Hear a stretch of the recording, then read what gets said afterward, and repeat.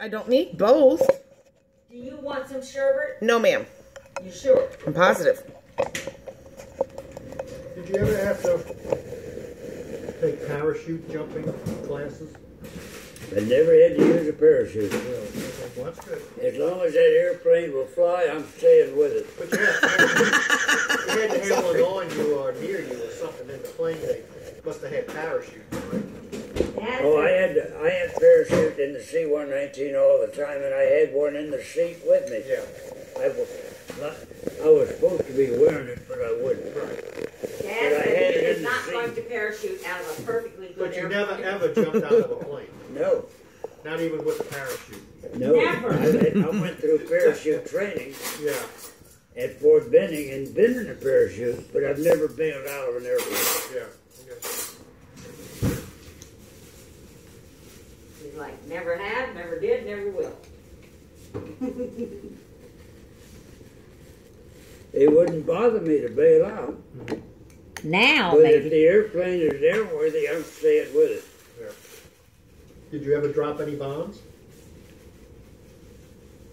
Practice bombs in Yeah. West Texas Uh-huh. on a circular target. I never bombed any people or killed anybody. Right. Yeah. Well, the war was almost over by the time you got your wings. And Well, when I was combat ready in the B-29, I think I've told you this. That's when they dropped the atom bomb on Right. Japan, Yeah. and I didn't have to be in on the invasion of Japan, which was already planned. how did you feel about a bomb that was just so powerful and big and everything?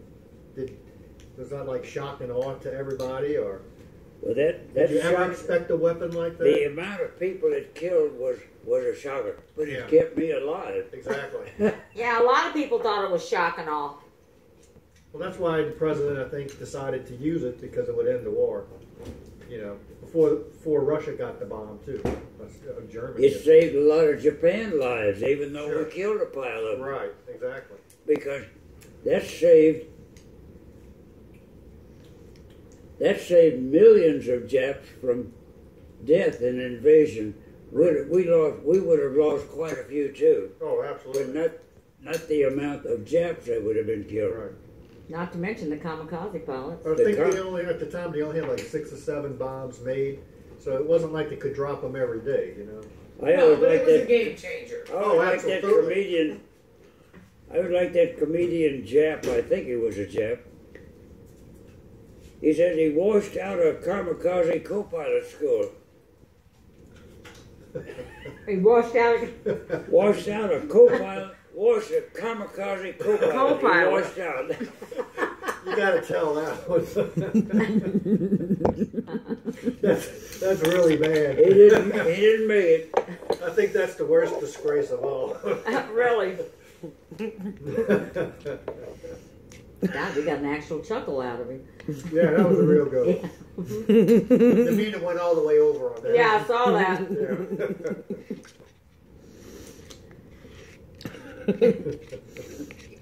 Oh, man. Well, I didn't think anybody graduated from kamikaze school. You didn't? They'd have to do an actual crash, Yeah, right. Here's your test flight. Shoot into that ship down there. Here's your Like female co-pilot. Yeah. Like there's terrorists. Here come the doors. Instructor terrorists, Heads Yeah. up. strapped on the bombs. Uh-huh. Then he says, his students, he says, okay, I'm only going to show you this once. He lights the fuse. I'm only going to show you this once. Darn. So pay attention. I'm a slow learner. Right. Listen, guys, it's 2 a.m. Why don't we hang it up for the night? I'm ready. Start tomorrow again. We have to or get up when we get home. earlier because Yeah, we we have gotta to make a either movie. do it after the movie, Did you ever fly to Canada After. or Mexico After the or out movie. of the country or anything? then we don't have to get up Have you ever earlier. flown out of the Yes, country? you do. I can't get In up the at military? 3 Like Yeah. to Canada, and make a Mexico. 4 o'clock movie. I went to Look Europe. me in the eyes Europe. and tell me one time, that's and not I going flew into the Pacific one time. No. Wow. And But I was so mortified this morning. That will not I happen. was You in came out Vietnam just for one Oh my flight. god, oh my I god, wasn't like the even house on was on fire. I'm like, calm down. I was there Don't tell overnight me, I and left the next apologize. day. Okay. I delivered a Oh my C-130 You get one. to the Vietnamese Air Force. Oh my god, that was funny. That Your little airplane talk was has helped. exploded that Like night your little by, talk was Oh help. my goodness. Oh yeah. by the North Korea, by the North. It's It's never Vietnamese. one way. There's a couple $1 million Yeah. blown to hell. But That have you was noticed that I'm? Yes. And have you noticed have I? That Yeah. was in Okay, see? I know when, you know, What was we the were name both of getting the- lippy. Yeah. Saigon? Saigon. Yeah. Yeah. And That they changed Takes the name two. of to, might have had a lot to do with me. And North, me. North Vietnamese did away with Saigon. Stop it, it's and my named it fault. something else. Oh my God! Damn it. The name or something Was like it that. Hanoi? Here we go again. Yeah, right. Was it Hanoi? I Hanoi. That's wasn't it. having any fun. No, that was It's all this. that was the North Vietnamese Now I'm town. back in my comfort The zone. enemy I town. wanted to show you something. They named Saigon something else. Seemed like it had Da Nang in it. That could be. That's it. Oh no.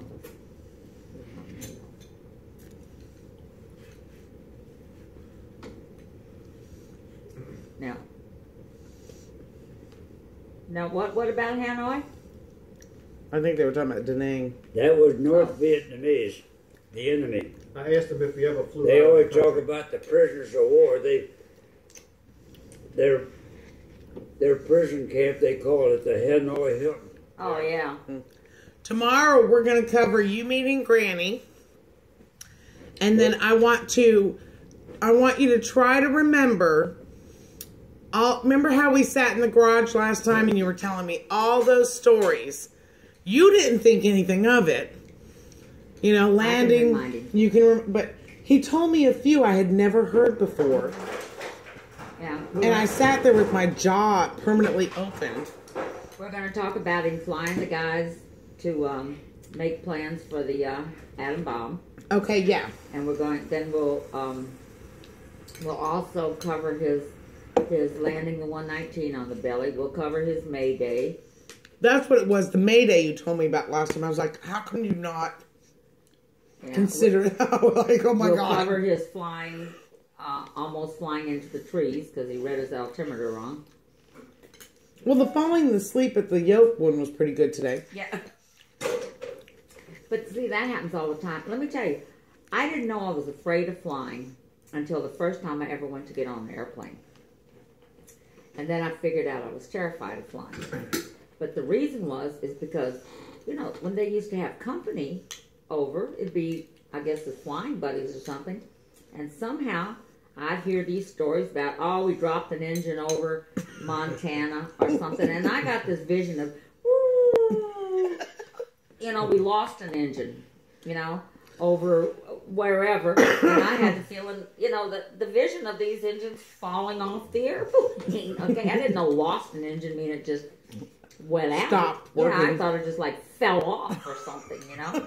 So all this stuff must have went into my psyche, and I was so afraid of flying. And when we landed at New Orleans at the airport, and they pulled back on The yoke. the steering wheel, whatever it is, and they reverse the engines, and it makes all that noise. Okay, I'm like, I knew it. We're gonna blow up. You know. She's gonna blow. Yeah. Well, when you're sitting at the trailing edge of the wing, looking out the window, and you're prepared to land, all you see, half of the wing folds down. That's the flap. Yep. When it lands, the upper part swings up for brakes. You know, the slipstream type brakes. And all the stuff is going. Coming apart. The slots on the forward part of the wing fall down. It looks like the wing is coming apart. Right, it looks like it's just falling apart, you know, and then all that noise, and you're like, I knew it. They couldn't stand Then that when they kind go of and they duct tape something on the top there just to give it that comfort look. Right.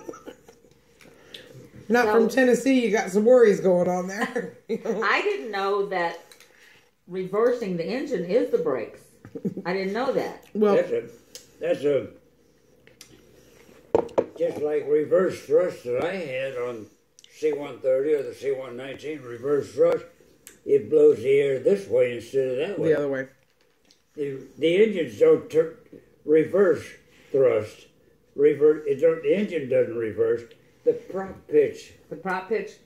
changes, and it goes to blow in the other direction. All I know is it makes a hell of a lot of noise. I thought we were going to have to take off again or something because I didn't know what Well, was that's going because on. they slam it on the brakes. You know, they probably revving up the motor full blast Yeah. to get the maximum stopping power. Well, A lot of people think reverse thrust, the engine stops and starts turning the other way. Yeah. I have to say this. You've flown a lot in your life, though. I said the first time. Oh, okay. I'm going, wait a minute. You've gone to Europe. You've gone... First time I ever flew, I had left Gainesville, Florida, and came to New Orleans. And, I had never flown before. And we pull up to this airport, and it says, opens at 8 o'clock. I'm like, what airport opens at 8 a.m.? So we actually had to sit outside and wait for the airport to open. And you're in a little puddle jumper airplane to go somewhere. Yeah, probably. You weren't in, You have to weren't be. in a full-blown Yeah, airliner, you weren't in a big commercial one. airliner. Yeah, I was just coming. I don't remember. They don't even land at those. A commuter airplane is a small airplane. Yeah, I know. But I don't remember. Bless you. I was probably so traumatized. I don't remember getting out of that plane and coming out. You know, could it have been like an Eagle, like the Delta Eagle or something like that? Because I don't remember changing planes. We flew straight to New Orleans. Was it a prop type engine? Dad, I Or don't jet? remember. Well, I told you when I moved to Knoxville, I ran to What the year airport was to it? fly back to New Orleans, and the airport was closed. Oh, yeah. Oh, was Dad, like- you know I'm terrible at Was years. it a kids? Were the kids I around had yet? both the kids. I was coming from Disney World. Well then, if you had both kids, and how old were they? I'm trying to think. I don't know, maybe 2 and 4. 2 and 4. Well, that had to be in the 70s, Yes, it was. because Ginger was born in 1970. Yeah, I know. I just don't know. I just know He's they were little. doing a deduction to try to Yeah. figure out what kind of plane he could have been in. Well, you know what? I think it was a prop plane because I remember sitting in there. I mean, I remember getting in. I think it was there, and I'm like, no, it was a big plane because I had to explain to the kids. They had never been in one either. It was a big plane. I don't know. I don't think it was like a Boeing 727. It was huge in your eyes. Oh yeah, and it's true. It was Well, if it was the a prop type Hindenburg. airplane, if it was a prop type airplane, it was could have been a DC-3, which is a C-47. It could have been that was a tail dragger type airplane, the C-47. The airplanes above the C-47 was tricycle gear. Tricycle? Tricycle, you know, the nose gear Yeah. instead of a tail wheel. You mean one wheel? Huh? One wheel? Instead of The nose gear has 2 wheels. Some have 4. The Okay. bigger the airplane, the more wheels it's got. Okay. See, I think that's what happened to the plane when I was landing this trip. Something happened with one of the wheels. Yeah. Because that's the only thing I can come up with that would make a plane get stuck out there. Why else could you not move it? Mm-hmm. It ain't rolling. It was overloaded. You know, no. Cookie's first flight. It was Donnie and Cookie and I on the plane. That was her first flight. We landed Houston, I guess for a layover, okay, because I think we're coming from San Antonio. And just as the guy lands, I didn't know this then, but he gets a flat, and we're heading for the grass, and we're at the window watching us go into the field. Okay, we didn't. he stopped before I got there, but it was a bad landing. And I'm like, oh man, that's not a good landing for somebody's first flight. And then he comes on and he says, oh, sorry about that, ha ha ha. I'm like, yeah, you come out here and ha ha ha. Scare the shit out of me. Get within reach. That sounds like a wiki pilot. Yeah. Sorry about that, and laughing. I'm like, you don't need to be laughing. You need to sound sincere. Well, I told you about that one time the pilot got on and said, well, we got to do a little detour. We got about 15 minutes of fuel left, and we just got to go pick up some fuel, touchdown, fill up, and head back out. Sorry, we got to, totality in time is going to be about 45 minutes, for the whole thing. And he didn't know before he left that he was about out of fuel? Well, that was first thing in my head. Does anyone check, actually what was going through my head was, I don't know how many times people told me, probably the number one reason besides, okay, you have pilot error. Where did we leave off? And then lack of fuel. We'll figure it out. Wait, let her finish. Well, so I'm thinking, okay, we're landing in 15 minutes to get gas, right? Uh-huh. 25 minutes later. I'm like, am I the only one on this plane with a watch? He said we were going to run out of fuel 15 minutes ago. 25 minutes. Right, right. We were, we only have 15 minutes of fuel left. Right. I'm looking at my watch. 25 minutes later, you're still not down. Right. I'm like, tick, tick, tick, tick. So I finally get this, the stewardess says, can we do a little math? Yeah. Really basic, simple math. Promise you. It's just plus, minus. Well, we were out. Go ahead.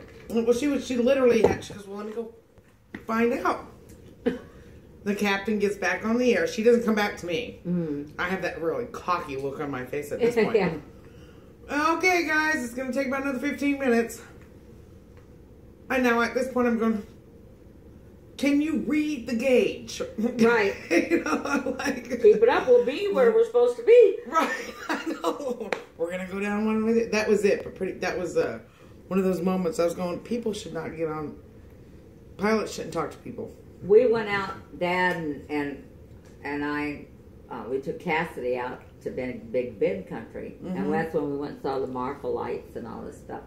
And I was driving, and I just don't think about looking at the gas. I'm in Dad's car. It's his job. I've been with you a couple times like that. Yeah. And so when we looked down at it, how much did we have? Like 15 miles to go before it ran out or something like that. And we're in the middle of West Texas. Or we're out of gas.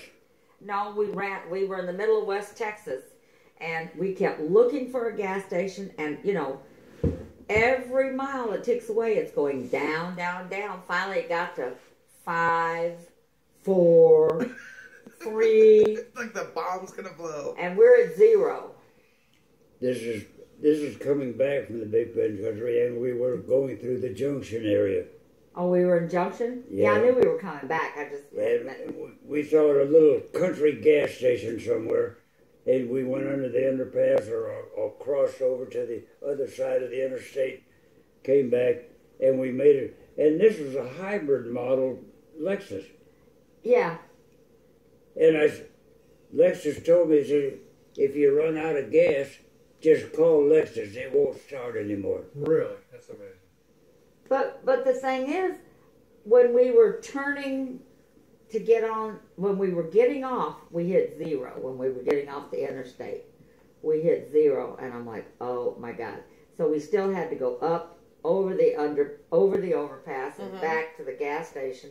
Well, we made it, so they lie too. You can't depend on it. So thank God. Do you remember the time we decided to go venture off in St. Francisville? Yeah. Do you remember how someone didn't check the gas gauge? Yeah. Okay. Yeah, that was exciting. Exciting would be one way to put it. That was, oh my God, we are literally 3 miles past BFE. I'm just going to be polite about it. Maybe 4 miles past BFE. And Gail looks, we're almost out of gas. Now I'm telling you, at this point, we're making our own trail. We're at trees. We are literally creating our own road where we are. That's how far back we are. And I'm thinking, Yeah. we're going to die. We made it. I was certain we were going to die. Yeah. I was like, okay. Mom and I would do that. We'd go down to Lake Hermitage and past Bell Chase. After we'd get out of the drive-in, we'd go take these spooky rides all the time. Because we just love Is that why you did it to me? Yeah, maybe so. It's Granny's fault? We'd go take these spooky rides, okay? And so we were in Lake Hermitage one time, and once again, here I am like, Mom, we don't have any gas. Yes, what a shocker. Yeah. So that made our spooky ride a little spooky. Oh, yeah. We would do these spooky rides. We would have such a good time with these spooky rides. That's where I look at you and say Did you hear the story about her running out of gas coming back from Miami? I don't across believe the it. Everglades? That's Duty ran out of gas. Well, you and Duty. Are you really going to argue this one? Okay. He gets out of the car and walks to a gas station or something. No. Leaves her in the car. No. No? No. I thought you were in the car by yourself. No. We were in the Everglades, first of all. Okay. Yeah. We were there's a shortcut across the Everglades. Of course there is. Okay. So I told Duty, I said, Duty, that's like 90 miles across there. I said, maybe you better get gas. Okay. And he's like, nah, we'll be okay. Because he hated to stop for gas. Okay. Hated to stop for gas. I don't hate to stop. I just forget to look. Okay. That's not my problem. I don't want to run out of gas. But the sign says Panther Crossing. Yeah, panthers. There's black panthers in the Everglades. Okay. When it goes to the neighborhood in the Everglades. I don't know whether that's just the name of the crossing or that's where Panthers it's panthers. Cross. They live in there. Yeah. And oh my God. So it's getting lower and lower. So we're going, we go down from 100 miles an hour. I was just That's thinking the that. highway leaving Miami that goes westbound across the southern part of the Everglades to the Fort Myers area. I thought the whole thing was a swamp and you'd have to have an airboat or something. No, there's a road. There's actually a road. They must have filled There's it a road. There's road. picnic areas. There's all kinds of stuff. The road is built up on a platform. Yeah, they must have had to fill it in. Kind of like Interstate 10 is, Yeah. But so I think Duty had to pee. Okay, could have been both of us at this point. Took it down to 70, 80. But he pulls over, Panther Crossing. Okay, that's what it said right in front of the truck, Panther Crossing. So I'm like, I'll wait. So he gets out and goes. And, I don't have to pee anymore. So he gets back in, and like I say, we're gradually lowering our speed. I figure with Duty, we're slowing down from 100 to 80. That's why I said 70, 80-ish. Yeah. Back up a little bit. Wasn't it 2 o'clock in the morning by then? Oh yeah, it was. Yeah, it was. Of course. At The least worst time of... At least that time. And no so, traffic on the road. and no services for 90 miles. Yes. Okay. All right. And They're pulling a car. yeah. You're pulling a car? Yeah, because that's why we went on to a Miami. trailer. They paid for us to go down there to pick this car up. So we Oh, said, well, hell, we'll make a God. vacation of it. So we got this trailer on the back of the truck. And, we're down to 50, 40, 35. He's trying to preserve gas, okay? And finally it just gone. So there's not a car in sight. We haven't seen a car in so long. So Duty gets as far off the road as he can, leaves lights on so cars coming, because it's pitch black. There's no street lights. Now this place with no cars or nothing, we open the doors because it's hot as hell. That is the noisiest place you have ever wanted to hear. A lot of live things out there. Things slithering. Nothing to eat, but a lot of things that'll eat you. Yes. That's what I'm saying. Oh my God. You think you're alone. Things are slithering and you hear all these sounds are like, oh my God. this is Like horrible. when we were in the Smokies. Grrr. Yeah. See ya. Well, that's the way I'd have been if we had gas. So look, this truck comes. We see this headlights coming. We're like, we're saved. Nope. Okay, yeah. So they stop. Oh. They stopped. Well, you always stop for somebody broke down. Of course, it was Bubba, okay, in a tow truck with this young girl. He's like, has hardly any teeth, and he's dirty. And so they scoot over, and they say, come on, we'll take you to a gas station. So we get in, and she's just hugging all over him and kissing all over him. And, I mean, they're just, like, carrying on in this truck. And then she said, this is my daddy. Oh, no, she didn't. Yes.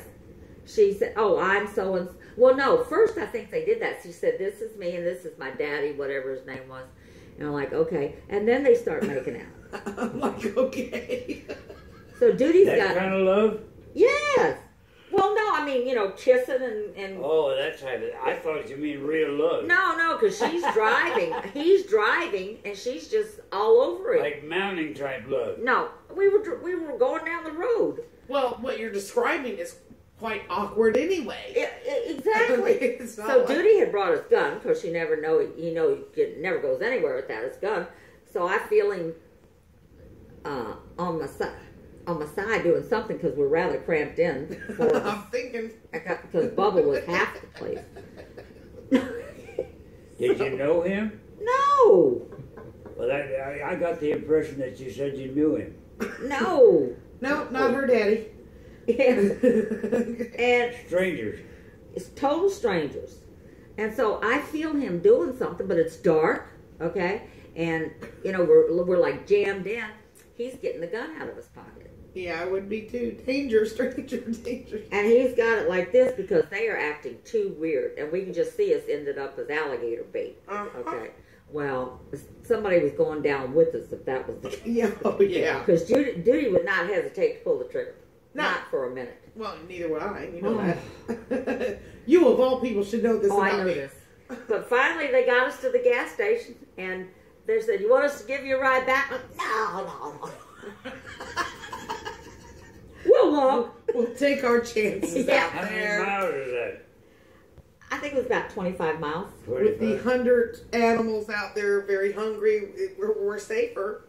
Yeah, Paul and I are sitting in a shopping center. Wait, you didn't walk 25 miles back. So No, we didn't really walk.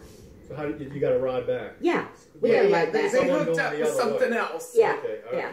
I have Hitchhike closure. back, or is that I what have you're doing? closure on that story now. No, somebody gave us a ride back. They were going that way, so they rode us back. Where you got your gas at? Right. They were getting gas and heading that way. And you see, they did it the right way. They got gas and then got on the road. Okay. But Paul and I are sitting in front of this shopping center. Couldn't you have sucked some gas out the car you were towing? No, it was nothing in there. It was what they call a funny car. We were taken back to this guy. It was not a funny car, where you put them together. Just the show? Kit car. Kit car. It was a kit car. Okay. And it had never been run before. Anyway. So there was no gas in it. Okay, it was just an idea. Yeah. No, but you no. had gas right back there and you didn't think Oh, of no, it. he'd have thought about that. All right. Yeah. Both of them would have caught on to that one. Yeah. I'd have been Go like, on. huh? Go on. Oh, so we're sitting in the Paula's car Gentilly Shopping at Center. the Gentilly Shopping Center there on Gentilly Boulevard. Okay. Chef Montour. And we're sitting there and we're just talking away. I don't know why we were just sitting in the parking lot. Where We went to go get something to eat, is if I can recall right. And we were going to pull over and we were looking through the food, if I'm not mistaken, because we might wanted to turn right back around and bring it back. We went and got something to eat. I think it was right there at that bar. We went and got something to eat at that bar. I don't remember any of Are we that. still on the same story of Everglades? No. I said, this is another one. When I said Duty wouldn't hesitate to use his gun. Okay, well, Paul and I were sitting in the shopping center right in the middle of Spookville. Okay, and we're sitting there and we're talking and we're laughing. We're not looking through anything. We're just talking and That's laughing. what I'm saying. We were in the middle of a conversation, just cracking we're up. just laughing, and all of a sudden, Paula reaches over me, opens her glove box, pulls out her gun, and goes like this. And Gail thinks I'm pointing it at her. No, I didn't know. She just turns around, and so this black guy is walking up to the car, and she says, "What do you want? Back away." Okay? And he's like, no, I don't want anything. She said, back away, just back away. He backed off. She put it back, and we just... And Gail was like, holy shit, you were about to shoot that guy. And I was like, yep. Look, and another time, she's sitting at 24-hour po' boy or all-night po' boy or right whatever. there off of Chef and Sir? Chef, Yeah. She's sitting in the drive-through, okay? But it's such a long drive-through, but she had gotten past the point where she could just pull out. I guess it was a curb or something. And so she wanted out. So she politely gets out and go ask the people behind her if they could back up so she could get out. And they said no. So Paula says, okay. So she gets back in her car. And I guess she got madder by the minute. I wanted out. She gets the gun. She goes back there and she says, back up, MFer. And that guy backed up and she pulled out. She was... Paula is... I was trapped. There was no reason for that asshole not to back up. No reason at all. There wasn't. All he had to do was just back up. And we're not talking about a whole city block here. Just move your car 12 inches. Maybe. And I can maneuver it out of there because she taught me how to park in the French Quarter. Yeah. Okay? I mean, I could parallel park blind with my hands behind my back. And, it's like, I knew how to get out of there. I just needed just a half a foot, maybe. Yeah. And she's not and he's like, no. And she's just not like, well, I'll be back or nothing. She just walks back to her car. There was no reason for him not to scoot his car back just a few inches. Yeah. And I was nice about it. Sure. But we were sitting there forever. Like it was hot. And like the kitchen had blown up or something. It was one of those, and I was trapped. Yeah. And I'm like, I'm all for, waiting a couple minutes, 5-10 minutes in the drive-thru. But it was forever. I know, and hot. And I said, no, we're out of here. One way or the other, we're getting out of here. I wasn't there. You were by yourself. Okay. Maybe Ginger was with me. No.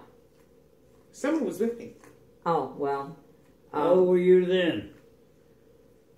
20 maybe? 19, 20? Yeah. Now, another time, I mean, you don't mess around with Paula, okay? Oh, gee, I'm getting embarrassed. I know I'm not going to sit on her knee. Sit on No. Yeah. Oh, my God. Well, let me tell you about this other story. Now, I don't know all of this one, and she'll interrupt me and tell me, but just let me get mine out first. Okay. She's going down her street, okay? Which is what street? Where she Divine. lived in the east. Okay, where she lived in the east, towards Reed Road. Okay. And, we were on right off Crowder, and you went down the ways, and then Paula was about